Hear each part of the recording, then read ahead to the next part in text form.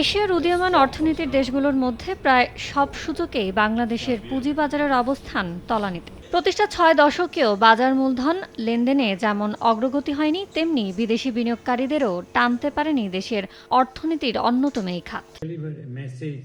এই অবস্থায় শেয়ার বাজারের অগ্রগতি ও সম্ভাবনা বিদেশি বিনিয়োগকারীদের কাছে তুলে ধরতে বুধবার সকালে রাজধানীর একটি হোটেলে আয়োজিত এই সম্মেলনে দেশের বিনিয়োগের ক্ষেত্রে সম্ভাবনার কথা তুলে ধরেন অংশীজনসহ নীতি নির্ধারকরা। তবে জ্বালানি সংকট সহ এলডিসি উত্তরণ বড় চ্যালেঞ্জ বলে মনে করেন তারা। Bangladesh's geo-strategic location, it has strengths for those who are engaged in strategic geopolitical engagement, but it also has strength for those who are looking for regional supply chain, regional investment.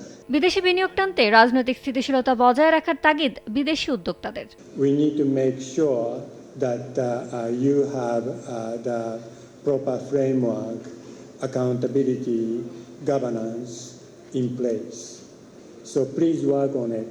এ সময় BNP নেতা ও সাবেক বাণিজ্য মন্ত্রী আমির খসরু মাহমুদ চৌধুরী বলেন, টাকা ছাপানো কিংবা ঋণ নির্ভরতা থেকে বেরিয়ে বিনিয়োগমুখী বাংলাদেশ গড়ে তোলা হবে। তার মতে, শেয়ার বাজার ছাড়া দীর্ঘমেয়াদী বিনিয়োগের ক্ষেত্র তৈরি সম্ভব নয়। টাকা ছাপানোর থেকে, ঋণ নেওয়ার থেকে বাংলাদেশের অর্থনীতিকে বিনিয়োগের দিকে নিয়ে যাব আগামী দিনে, এবং বিনিয়োগ হচ্ছে একমাত্র আনসার।